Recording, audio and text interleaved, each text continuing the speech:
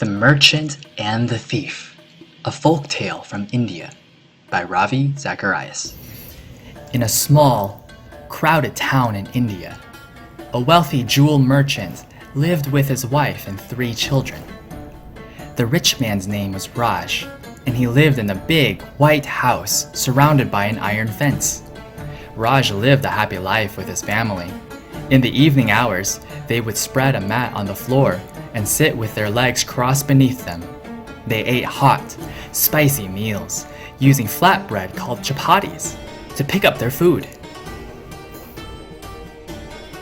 A man named Mohan also lived in this small, crowded town. He did not have much money. He was a seller of fruits and vegetables. Every morning he woke up early and went to the market to buy the best produce he could find. He put everything into a big basket, lifted the basket onto his head, and carried it from house to house. Mohan also had a lovely family, but he wished he could do more for them. His children did not often have the tasty foods that Raj's children had, and sometimes they were left a little hungry. Mohan began to think to himself, "I want to be rich like the people who live in big houses." As he dreamed of all the things he wanted for his family, he began to steal little things. Sometimes he took extra vegetables from the market. Sometimes he did not give enough change to his customers. Before he realized it, Mohan had become a thief. Mohan had been selling his goods in Raj's neighborhood for many years. He knew that every year, Raj went on a long journey. Mohan reasoned that Raj would take his most precious jewels with him to keep them safe.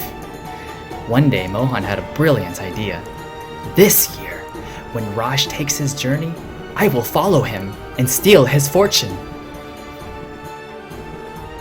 On the day of his trip, Raj did indeed pack his most treasured jewels, including his mother's diamond wedding ring, a sapphire necklace for his daughter, and the gold bracelet he had chosen for his wife. There were many other precious pieces as well as gifts for his sisters and brothers. With his bag in one hand and a walking stick in the other, Raj said goodbye to his family. He set off at a steady pace, hoping to reach the next village by the end of the day. Meanwhile, Mohan dressed in his best clothes, so Raj would not guess how poor he really was. Mohan also kissed his family goodbye, and then set out to follow Raj. Before long, Mohan was walking beside Raj and acting very friendly toward him. At first, Raj did not suspect that Mohan was planning to rob him, but he soon began to mistrust Mohan. Raj knew that the small roadside inns had few rooms and too many guests. Often, 2 or more travelers had to share the same room, and he might be expected to share a room with Mohan. So Raj secretly made a plan to protect his treasure and to teach Mohan an important lesson. That evening, they stopped at a little inn, and just as Raj expected, they were given a room to share. The innkeeper gave each of the men a mat and a pillow. He also gave each a towel, a basin, and soap to use before bed. The men began to unpack their bags. Mohan had a plan. "I'll go out on the porch to wash my face.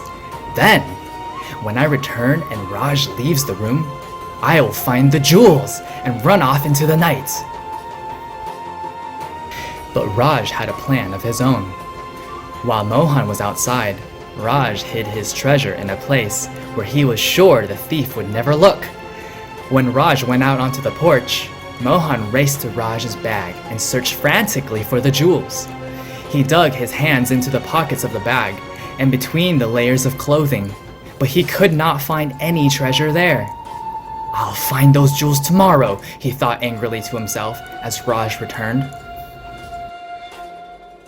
The next evening, when the 2 men stopped, they shared a room again. When Mohan went out to the porch to clean up, Raj hid the jewels once more. This time, Mohan was certain he knew where the treasure was hidden. When Raj left the room, Mohan tiptoed over to Raj's belongings and searched hurriedly under his pillow. Again, he found nothing. Now he was really upset. The same thing happened each night. Mohan searched in Raj's bag, under his mat, and even in his own coat pockets. In the middle of the night, while Raj was found asleep and snoring heavily, Mohan quietly slipped out of bed. He searched in the wastebasket and under every piece of furniture in the room. He wondered if he was mistaken about Raj having any treasure at all. On the last afternoon of their journey, Raj looked into Mohan's eyes. "Mohan," he said, "I want to let you in on a little secret. I know you want my jewels. Although you thought you looked everywhere for them, there is one place you did not look. The treasure was under your own pillow all the time." Mohan was shocked that every night he had laid his head on the treasure, yet he had never looked beneath his pillow. When we have our eyes on other people's treasure, we cannot see how close we are to the greatest treasure there is. Raj said, "Anyone can have this treasure, Mohan, even you."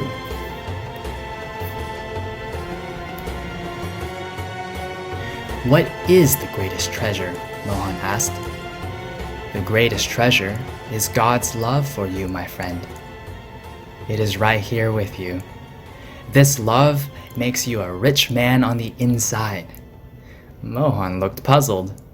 "What do you mean by rich on the inside?" Raj took out a small Bible and showed Mohan that God had given his best, the gift of his Son, Jesus Christ. Raj explained that when you give your life to Jesus, God makes you his own child. God loves his children and cares for their every need. Feeling ashamed, Mohan knelt down and begged for Raj's forgiveness. Raj helped Mohan to his feet. For the first time, Mohan stopped to think about what he had become. He thought of all God's blessings, his wife and children, his job, his friends. Those were things money could not buy. "How good it is to know that God cares for me and my family," Mohan said. "I too want that treasure, God's love in my heart." As they parted later that evening, the men embraced, and Mohan thanked Raj for sharing the greatest treasure with him. From now on, Mohan will look to God for his needs. They went in separate directions, and Raj continued on his journey, and Mohan returned to his home. Mohan was happier than he had ever been before, because he had found a far greater treasure than gold or jewels. The end.